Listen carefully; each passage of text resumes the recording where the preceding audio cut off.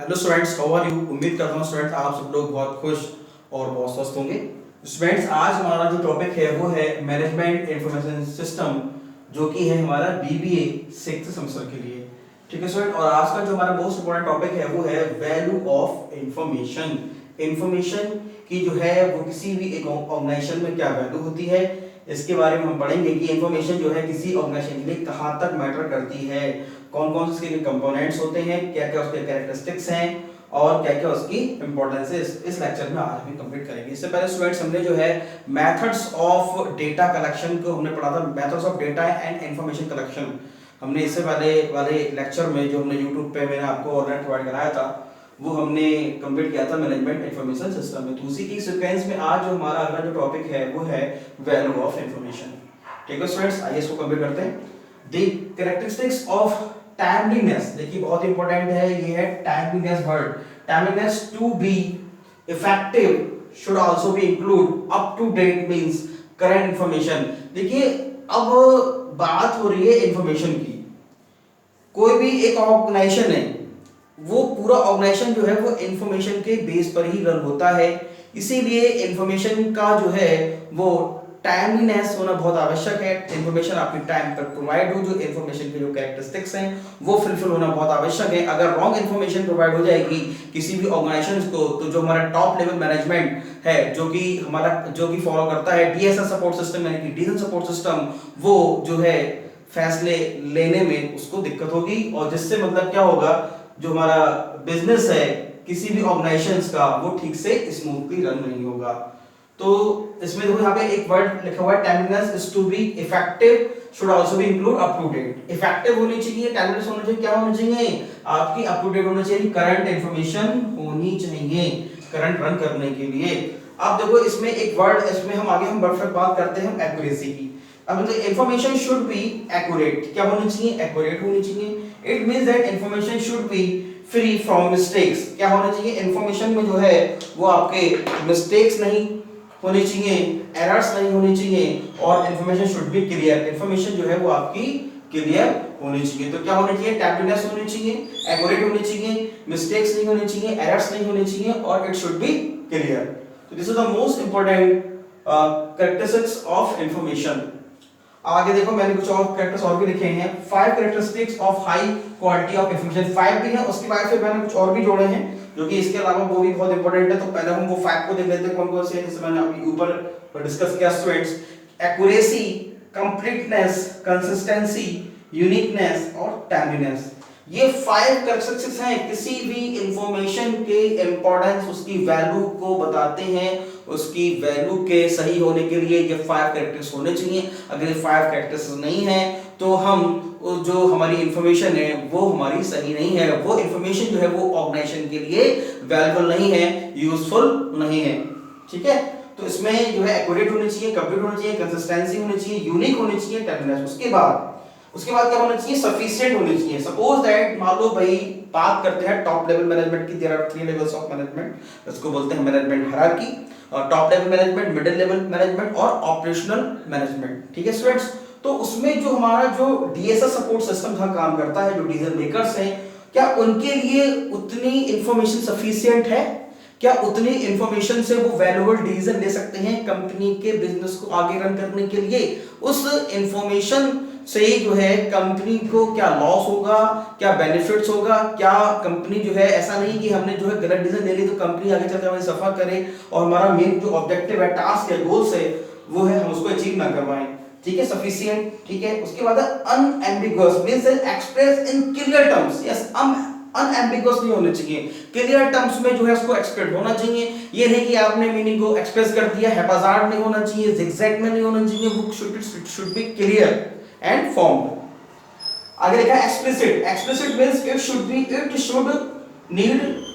Should not need any further explanation.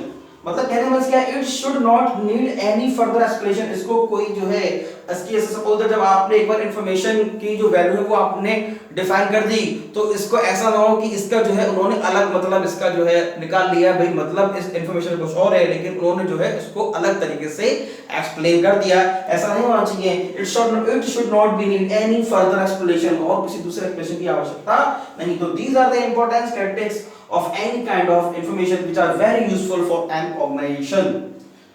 ठीक है students, अब हम बात करते हैं कंपोनेंट्स की। भाई कंपोनेंट्स क्या क्या हैं किसी भी इंफॉर्मेशन की।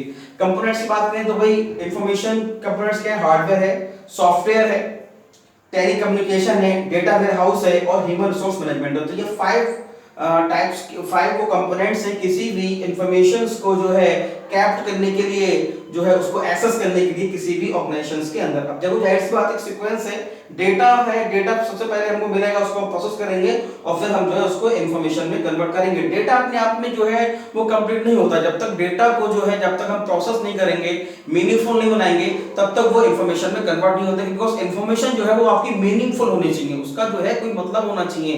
क्योंकि अगर वो जो है अगर इंफॉर्मेशन का कोई मतलब नहीं है तो वो आपस में उस इंफॉर्मेशन की वैल्यू कम हो जाएगी, वो इंफॉर्मेशन सही नहीं है। ठीक है स्टूडेंट्स, तो ये हमने जो है 8 कैरेक्टर्स पढ़े। Accuracy, completeness, consistency, uniqueness, timeliness, sufficient, unambiguous और एक्सप्लिसिट। ठीक है, तो these are 8 most important characteristics of any kind of information and these are the 5 components: computer hardware, software, telecommunication, database and data warehouse, human resource management. These are the components। ठीक है, अब हम उन most important terms को discuss करेंगे जो एक information को बहुत ज्यादा स्ट्रॉन्ग बनाते हैं, बहुत ज्यादा जो है वो उसके कैरेक्टर्स को डिफाइन करते हैं। ठीक है, तो क्या टू टर्न रॉ डेटा, जैसे मैंने अभी आपको बताया था कि to turn data into useful information that can be used for decision making an organization. जैसे मैंने आपको बताया क्या वो डिसीजन मेकिंग ऑर्गेनाइजेशन के डिसीजन के लिए हम उसको यूज कर सकें। इंफॉर्मेशन में कवर, अब इंफॉर्मेशन क्या कवर करती है, कोई भी इंफॉर्मेशन क्या कवर करेगी, मार्केट ट्रेंड्स। यस भाई, मार्केट में क्या चल रहा है, मार्केट में आजकल क्या ट्रेंडिंग हो रही है। सपोज दैट मान लो कोई चीज है वो बहुत ज्यादा बिक रही है, कुछ लोग बहुत ज्यादा उसको खरीद रहे हैं। मान लो कोई कंपनी है, हमारा कोई कंपनी प्रोडक्ट बना रही है, तो अब ऐसा नहीं है, बहुत सी कंपनी टूथपेस्ट बनाती है। सपोज कोलगेट भी अपना टूथपेस्ट बना रही है, पेप्सोडेंट भी बना रही है, पतंजलि भी बना रही है, तो कौन सा बेस्ट है, तो वो मार्केट में ट्रेंड करने की कोशिश करेंगे भाई which type of toothpaste is most valuable at that time, किसको लोग ज्यादा जो है वो वैल्यू दे रहे हैं, कौन सा ज्यादा जो है मार्केट में इसका ट्रेंड बना हुआ है। तो मार्केट, तो उस इंफॉर्मेशन के द्वारा हम क्या करते हैं, मार्केट की जो ट्रेंड है, उसकी स्ट्रेटजी है, उसकी पॉलिसी है, वो उसको जानने में हमें इंफॉर्मेशन हेल्प करती है। जैसे आगे भी लिखा है buying and selling and preference. Yes, हम क्या करते हैं कि मतलब किन चीजों को खरीदें, किन चीजों को ना खरीदें, ये भी हमें इंफॉर्मेशन से ही प्राप्त होती है। Internet is the most important tool nowadays to achieve any kind of information on the internet, so it is most important. Also we have to make by the information customer profiles. Yes, customer profiles को भी हम जो है information के द्वारा हम जो है जान सकते हैं कि कस्टमर का क्या प्रोफाइल है, कैसे उसका नेम, उसका एड्रेस, उसका जेंडर, उसका जो है मतलब उसकी हॉबीज, उसकी स्ट्रेंथ, ठीक है, उसके इंटरेस्ट। आगे है speed of processing. Yes, right information अगर हमें प्रोवाइड हो जाती है तो उसको हम जो है इजीली प्रोसेस कर सकते हैं, हमें उसको प्रोसेस करने में दिक्कत नहीं आती। एक्यूरेट रिजल्ट्स प्राप्त होते हैं, जाहिर सी बात है भाई अगर इंफॉर्मेशन सही होगी तो हमारे रिजल्ट्स जो है वो एक्यूरेट होंगे, बेनिफिशियल होंगे, टारगेट को अचीव करने में हमारी हेल्प करेंगे।